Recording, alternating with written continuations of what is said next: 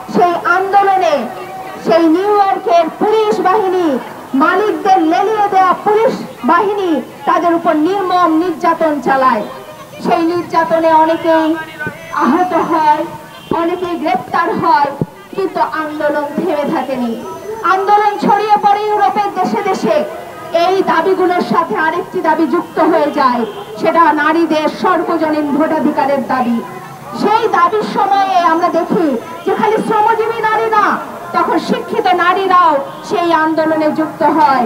এই আন্দোলন চলতে চলতে আমরা জানি 1886 সালের 1 মে শিকাগোর হে মার্কেটে রক্তাক্ত শ্রমিক অভ্যুদয় ঘটে 8 ঘন্টা কর্মদিবসের দাবিতে। এরপরও আন্দোলন থেমে থাকেনি, কারণ নারীদের ভোটাধিকার তখনো আদায় হয়নি, নারীদের সমকাজে সমমজুরি তখনো আদায় হয়নি, নারীদের একটি স্বাস্থ্যকর কর্ম পরিবেশ তখনো আদায় হয়নি। আন্দোলনের এক পর্যায়ে 1910 সালে আপনারা জানেন জার্মান সমাজতান্ত্রিক নেত্রী ক্লারা জেটকিন, তিনি কোপেনহেগেনের, ডেনমার্কের কোপেনহেগেনে সেখানে আন্তর্জাতিক শ্রমিক সম্মেলন অনুষ্ঠিত হয়। সেই দ্বিতীয় আন্তর্জাতিক শ্রমিক সম্মেলনের অধিবেশনে একটি নারীদের অধিবেশন অনুষ্ঠিত হয়। সেখানে 17টি দেশের 100 জন নারী উপস্থিত ছিলেন। সবার সর্বসম্মতিক্রমে 8 মার্চ অধিকার আদায়ের লড়াইয়ে নারীর মর্যাদার একটা ঐতিহ্যবাহী দিনকে বিশ্ব নারী দিবস ঘোষণা করা হয়। এরপর থেকে আমরা 8 মার্চ আন্তর্জাতিক নারী দিবস পালন করে আসছি। যখন আমরা 115তম বিশ্ব নারী দিবস পালন করছি, তখন আমরা যদি সেই 115 বছর আগের উচ্চারিত দাবিগুলোর দিকে তাকাই, তাহলে কি দেখতে পাবো? আমাদের এই বাংলাদেশে আমরা দেখি আমাদের প্রায় 2 কোটির মতো নারী শ্রমিক বাংলাদেশে, নারী শ্রমিক বা কর্মজীবী নারী। তাদের অবস্থাটা কি? তারা কি সমকাজে সমমজুরি পান?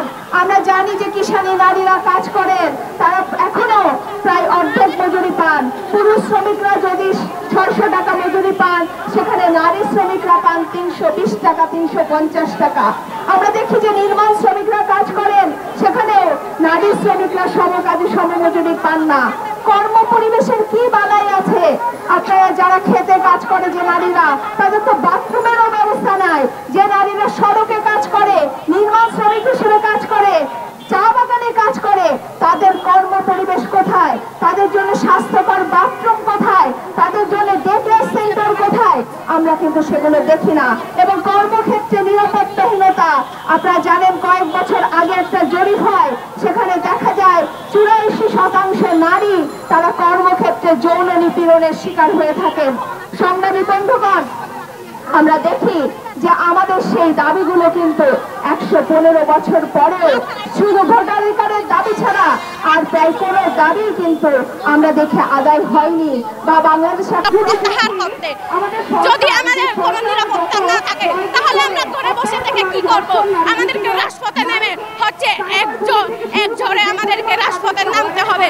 আমি সকল নারী বোনদের বলতে চাই যে আমাদের যে আন্দোলন হেলিমেন্স ফেডারেশন আছে, ওই হেলিমেন্স ফেডারেশনের পতাকা তলে সামিল হওয়ার জন্য আমরা যদি আমাদের অধিকার না পাই, তাহলে আমরা আন্দোলন করছি এবং সারা জীবন করে যাব আন্দোলন।